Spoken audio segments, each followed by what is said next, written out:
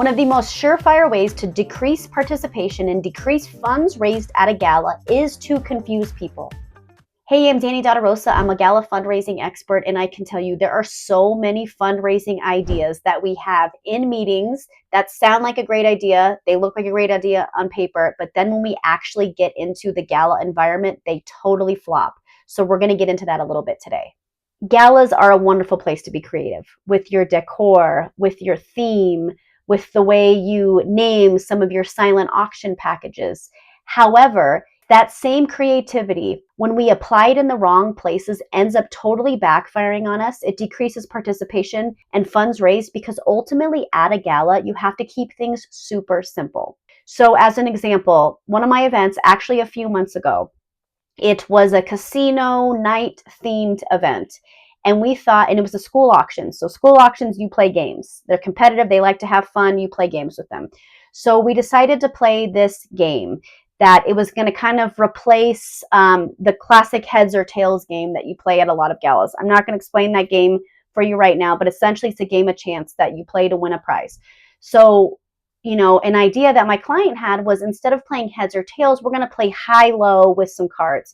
So we had a deck of cards, and it was like, he was going to pull up a 10, and if you thought it was, higher than 10, you're going to put your hands on your head. If you thought the next card was going to be lower than 10, you were going to put your, hands on your tail, and we were going to keep going to see who won. So sounded like simple, easy game, easy to explain, things people would know. When we actually got to the gala, though, that game ended up taking 5 or more minutes longer than any other game would have taken.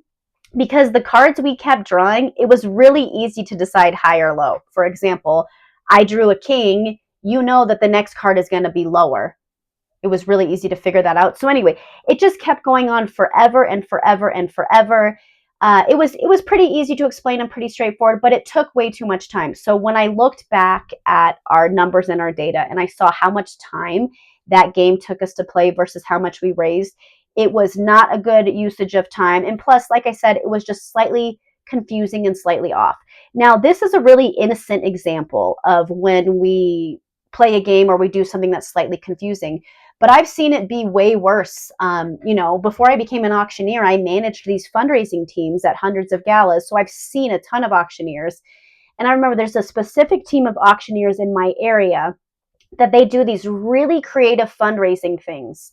And I just would look in the audience and I would just see the look of confusion and people asking and then just totally disengaging with the live auction because they were confused about, these creative ways she was trying to sell these packages. So in general, the idea is you have to keep it super simple at galas. There is a difference between what it feels like in our planning meetings versus how it feels in a gala when we're, going through the program and deciding what we're going to do.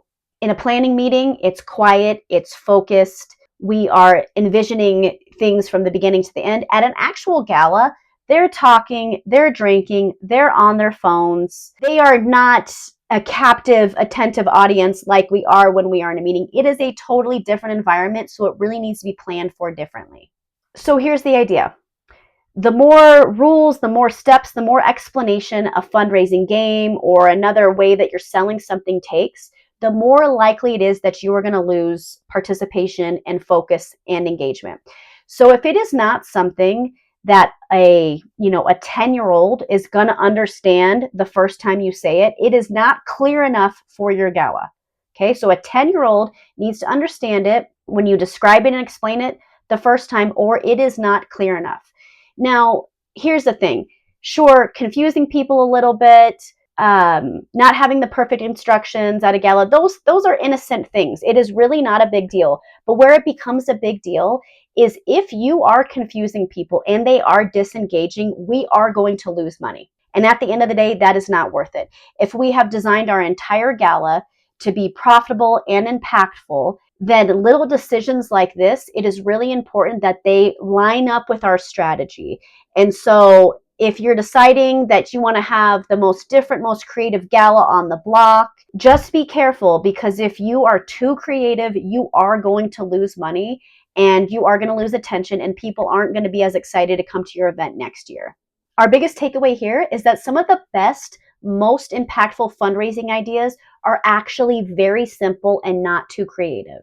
If a 10-year-old can't understand very quickly, within 30 seconds, how we're going to play this game, how we're going to do whatever fundraising thing we're about to do, then it likely is too complicated and it is not worth it to introduce it into your lineup.